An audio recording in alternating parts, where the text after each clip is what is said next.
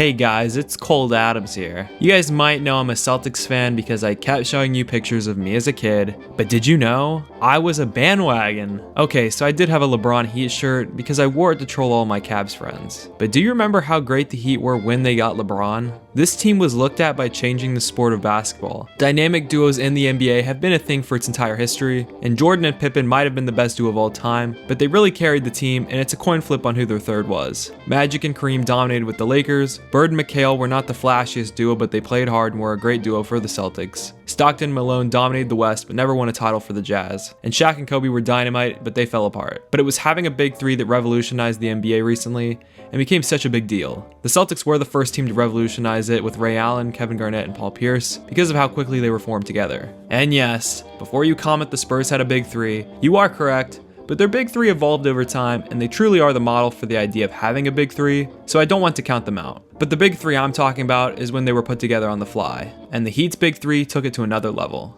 Getting LeBron to Miami was a miracle move for the franchise. Well, because he is LeBron. But LeBron was visiting with multiple teams, and the biggest thing was having to leave his hometown area if he decided to. He met with the New Jersey Nets, the New York Knicks, Chicago Bulls, Los Angeles Clippers, and the Miami Heat, and obviously the Cavs. And even the Cavs could have offered him $30 million more than any other team on a max-length contract, and the Bulls were considered the front-runner to not only land LeBron, but land their hometown kid Dwayne Wade. And this actually almost happened according to Dwayne Wade. The roster was loaded with future MVP Derrick Rose leading the way, but that was exactly the problem, and LeBron and Wade were ball dominant. So they wanted to team up with Chris Bosh and create their own team down in Miami. The Heat had $46 million in salary cap space and could re-sign Dwayne Wade and get two other stars. Bosh played for the Toronto Raptors since 2003 and was a valued free agent, and every team that wanted LeBron wanted Bosh. And Bosh wanted to join either LeBron or Wade, so instead, they all just decided to join forces and create a super team. The team they were joining was run by Pat Riley, who was the legendary Lakers head coach in the 80s. He was eventually the head coach of the Miami Heat during his career and became the team's full-time team president, having say in all of the team's decisions. They were going to be playing for Eric Spoelstra, who has been the head coach since Pat Riley stepped down in 2008, and the Heat have won championship in their franchise's history back in 2006, when Dwayne Wade led the Heat to the finals victory over the Mavericks. They went through some bad years, but getting this big three together was, and still probably is, one of the craziest events in free agency history. LeBron decided to wear number 6 with the Heat, and this was peak LeBron. We all remember the promises he made to Heat fans when they had their introduction to how many titles he promised.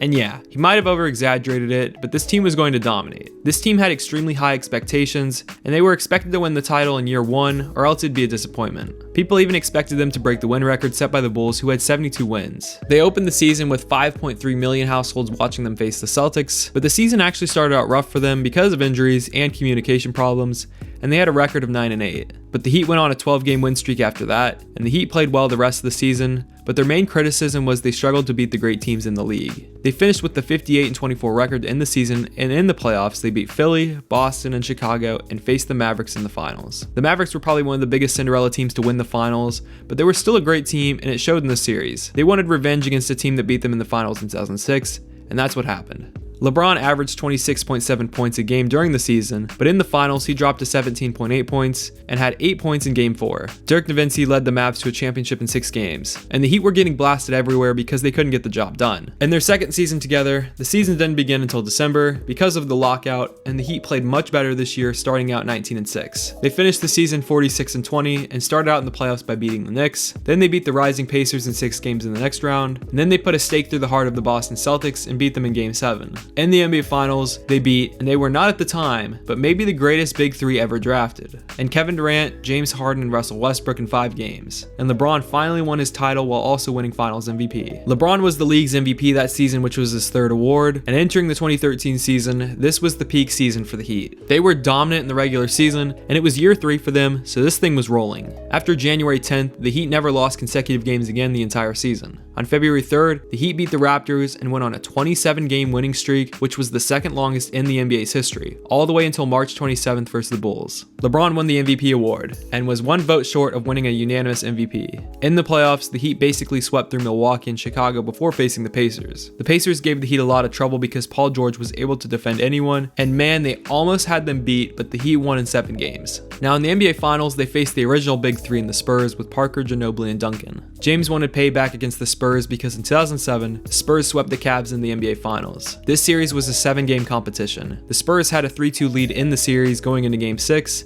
and Ray Allen, who they stole away from Boston in free agency, hit one of the biggest shots in NBA history to send that Game 6 into overtime. And the Heat closed that game out, and then they closed the series out in a Game 7 to win back-to-back titles. Entering 2014, this would be the Heat's last and final season of the Big Three, and they had to go out with a bang. The Heat were once again great by winning 54 games, and beat Charlotte and Brooklyn in the first 2 rounds, and beat the Pacers in the Eastern Conference Finals. But in the NBA Finals, the Heat once again had to go against the Spurs. But this time, the Spurs were not going to get beat. And thanks to the air conditioning going out in Game 1, and the Spurs having a LeBron killer in Kawhi Leonard, what it do, baby? Yeah. The Spurs beat the Heat in 5 games, and ended the Heat's Big Three era. After the season, LeBron went back to Cleveland to try to win his hometown team a championship, and not having LeBron hit the team hard. The Heat went 37-45 in the 2015 season and missed the playoffs after losing their 80th game of the season. Chris Bosh dealt with blood clotting in his lung and had to sit out the rest of the season in February 2015. They did, however, trade for Goran Dragic of the Phoenix Suns, but they gave up 2 first-round picks for him. For the 2016 season, the Heat had a lot of new faces since their championship team. The team drafted Justice Winslow,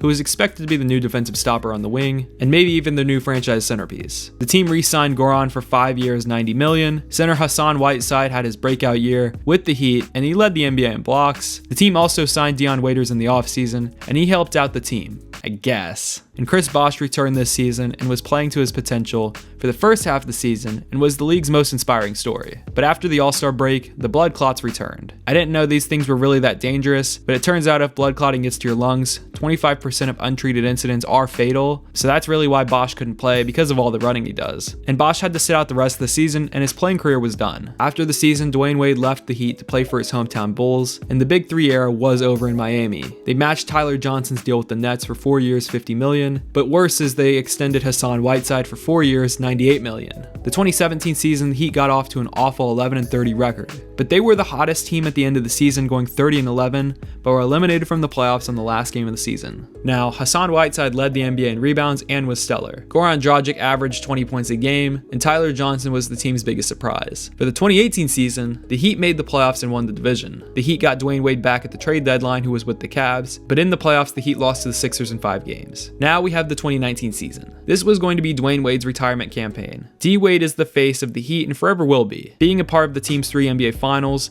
Dwayne Wade is the Miami Heat. The Heat did miss the playoffs, however, and only had 39 wins. Now entering this season, the Heat were able to get Jimmy Butler in a trade with the 76ers, and the Heat finally have a star on their team. They traded Hassan Whiteside to the Trailblazers because the way he plays isn't working in today's NBA. The team drafted Tyler Hero out of Kentucky, who is an excellent shooter and impressed during the summer league. But let's be honest here. What has hurt the Heat and why have they struggled since LeBron left? They play in the warmest city in the NBA, and who wouldn't want that? The Heat missed out on Kevin Durant in free agency in 2016, and they tried to get Gordon Hayward back in the 2017 free agency, but he decided to sign with Boston. And honestly, the Heat haven't been bad, but they haven't been good. They haven't been bad enough to get a good draft pick, so really, this team is just kind of floating around. They need something major to happen, but with Jimmy Butler there, that could attract a star, but they had to give up their best player Josh Richardson to get him. But I don't know if anyone really wants to play with Jimmy Butler. And I don't really know if Pat Riley should be gone as the team's president. I don't know if they need a better development system or if they need better player personnel, because this team really is just a bag drifting in the wind. If you are a Miami Heat fan, can you please let me know about the Heat and what's going on with the team? I know you guys have some bad contracts, like Dion Waiters' contract, which still has 3 years left, and he's still owed $36 million. In 2017, they gave James Johnson $60 million for 4 years, and the next 2 years are going to be the expensive stage of the contract. And then we have the good bad contracts. Kelly Olynyk will make $13 million next year, and they were able to move away from the Tyler Johnson contract somehow, thanks to Phoenix. And they did get out of the Hassan Whiteside contract, which was good, but the amount of money they gave this dude was silly. I mean, they used all their money on bench players, and maybe no one wants to be controlled by Pat Riley, and maybe once he's gone, the cap will be better, and stars might want to build a new team down at Miami. Did you know the Heat actually did have a GM? Yeah. It's this guy,